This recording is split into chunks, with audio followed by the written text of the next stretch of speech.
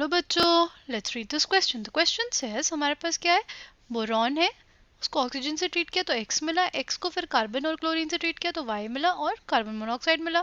फिर Y को हमने LH4 से ट्रीट किया तो Z मिला, LiCl मिला और AlCl3 मिला। फिर हमने Z को ट्रीट किया NH3 से तो हमारे पास A मिला और जब उसको हीट किया तो हमारे पास B मिला। और Z जो है हमारे पास, उसको NaH से ट्रीट किया तो हमारे पास D मिला। अब हमसे पूछा है कंपाउंड Y के बारे में, ठीक।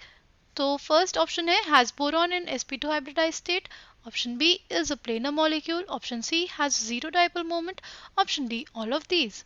The key concept for this question is reaction of borons. जो हमारे पास बोरॉन होता है उसको अगर हम लोग ऑक्सीजन के साथ ट्रीट करते हैं तो हमारे पास फॉर्मेशन होता है B2O3 का, बोरॉन की ऑक्साइड का, राइट। ये हमारे पास रिएक्शन आ गई, ठीक। ये हमारे पास क्या आ गया, हमारे पास X आ गया।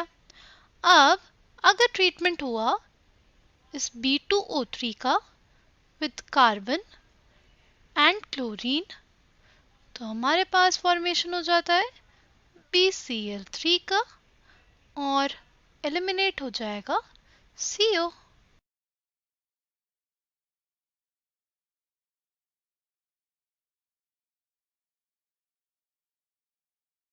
नाउ ये हमारे पास Y क्या आ गया, Y आ गया BCl3, राइट। फिर हम लोग अगर BCl3 का रिएक्शन करते हैं LiAlH4 से तो हमारे पास फॉर्मेशन होता है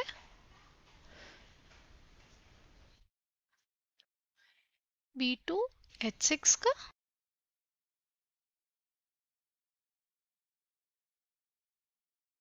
ओके। तो B2H6 हमारा क्या हो गया, B2H6 हमारा Z हो गया। फिर फर्दर ये जो Z है B2H6 उसको उसने ट्रीट किया है अमोनिया के साथ, तो अमोनिया के साथ उसको ट्रीट करते हैं तो फॉर्मेशन होता है हमारे पास ओके। और इसको अगर हम लोग फर्दर हीट करते हैं तो हमारे पास बनता है बोराजोल, ओके। और फिर हमारे दूसरा जो एक पार्ट दिया हुआ है, ये दिया है कि B2H6 को हमें ट्रीट करना है NaH के साथ। B2H6 को NaH के साथ ट्रीट करते तो हमारे पास आता है NaBH4, ओके। देखो BCl3 है ये, इसमें बोरॉन के पास कितने इलेक्ट्रॉन्स होते हैं, बोरॉन के पास आटोम में 3 इलेक्ट्रॉन्स होते हैं, 3 इलेक्ट्रॉन शेयर हो गए हमारे किसके साथ, क्लोरीन के साथ, राइट। तो हमारा जो स्टेरिक नंबर आया, the sum of basically the number of sigma bonds and the lone pairs, right। तो हमारे पास सिग्मा बॉन्ड्स कितने बनाए बोरॉन ने, हमारे पास 3 और 0, इसके पास लोन पेयर्स है यानी स्टेरिक नंबर 3 आ गया। स्टेरिक नंबर 3 का मतलब हमारे जो हाइब्रिडाइजेशन आएगी इसकी वो आ जाएगी sp2, और जो हमारे पास ज्योमेट्री आएगी वो आ जाएगी प्लेनर। और अगर हम लोग शेप की बात करें तो 0 लोन पेयर्स है इसलिए हमारा ज्योमेट्री और शेप सेम हो जाएगा यानी प्लेनर हो जाएगा। अगर हम लोग बात करते हैं डाइपोल मोमेंट की तो लेट्स से जो हमारा डाइपोल मोमेंट की डायरेक्शन होगी वो इधर होगी,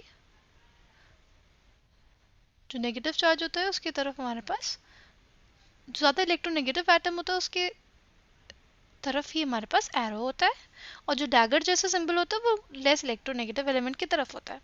ये जो हमारा क्लोरीन नंबर 1 है और क्लोरीन नंबर 2 है, इनके बीच का जो रिजल्टेंट आएगा डाइपोल मोमेंट का वो बेसिकली इधर की तरफ ही आएगा। तो ये वाला जो म्यू आएगा, म्यू रिजल्टेंट, और जो हमारा क्लोरीन 3 का जो डाइपोल मोमेंट है वो एक दूसरे को कैंसिल कर देंगे, इस वजह से जो मॉलिक्यूल आ जाएगा हमारे पास, इसका जो डाइपोल मोमेंट आएगा वो 0 आ जाएगा। तो coming back to the question, option A हमारा करेक्ट है कि वो sp2 हाइब्रिडाइज्ड है, ऑप्शन बी भी करेक्ट है कि हमारे पास वो प्लेनर मॉलिक्यूल है, ऑप्शन सी भी करेक्ट है कि उसका जीरो डाइपोल मोमेंट है. तो all of these are correct, इसलिए option D will be the correct answer for this question. I hope you understood it well. Thank you and all the best.